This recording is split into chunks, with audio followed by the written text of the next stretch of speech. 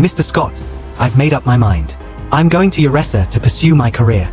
On the other end of the phone, Jefferson Scott was all smiles. You should have done this sooner.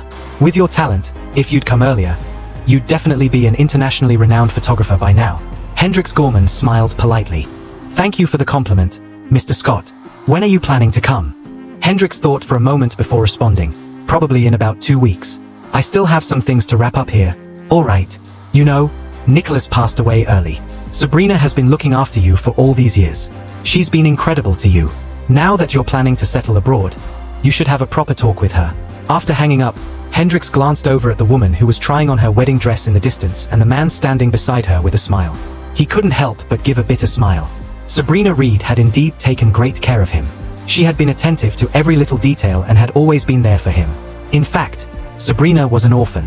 But she and Hendrix's older brother, Nicholas Gorman, had been betrothed to each other since childhood by their families.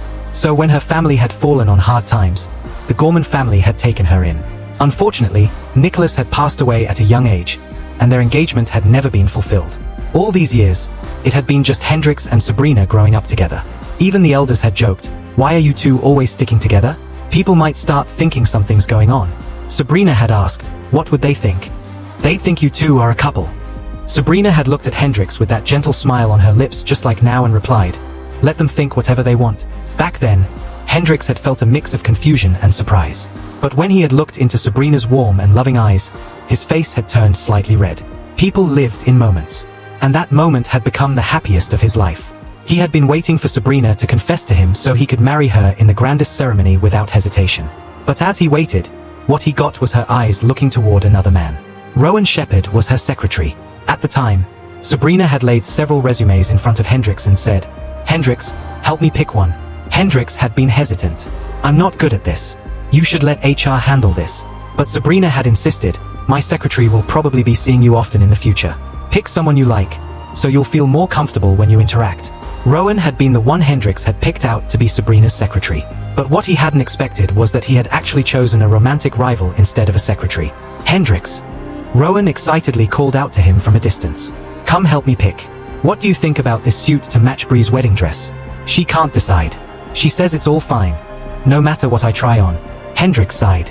"It's your suit. If you think it looks good, then that's what matters."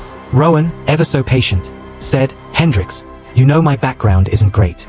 I'm afraid my taste isn't high enough to match Bree's. You, though, you're a photographer. Your taste must be top-notch." "I'm only good with photography, not picking out suits," Hendrix replied. Rowan's tone dropped slightly, and there was a hint of hurt in his voice. "Hendrix, are you still upset with me?" Hendrix opened his mouth to explain but wasn't sure how. He wasn't upset with Rowan. He just couldn't understand how Sabrina, who had once been so close to him, could suddenly fall for someone else. "Bree, why don't you go talk to Hendrix? I think he's still upset about what happened last time." Sabrina replied, "He wouldn't be. It was my mistake. I accused him wrongly. Maybe we should hold off on the wedding until Hendrix is okay with it." Sabrina frowned. "How can we delay the wedding just because he's upset? But he's your family and someone you care about." "I want his blessing," Rowan said. Sabrina hesitated before slowly walking toward Hendrix. Her voice was slightly cold as she asked, "Are you still mad about last time?" Hendrix turned his head away. "I'm not. You suddenly hugged me that time. It's normal for Rowan to misunderstand. How can you suddenly hug me like that?" "Hendrix, you're an adult now. You should be more mindful of your actions." Hendrix looked at the slight reproach on her face, and his eyes instantly welled up. Back when Sabrina had still loved him, it had always been her clinging to him. Whenever others had been around, he had tried to keep a little distance from her, but she had pulled him right back to her side with a hint of dissatisfaction. When he had traveled to the countryside for inspiration, she had been right there with him. When he had gone to Afrona to film the animal migration, she had followed him there too. Sabrina had once said that no matter where they were, she would always stand by him. Anytime Hendrix turned around, she would always be there. It had been the day he had won an award for his photography in an international competition.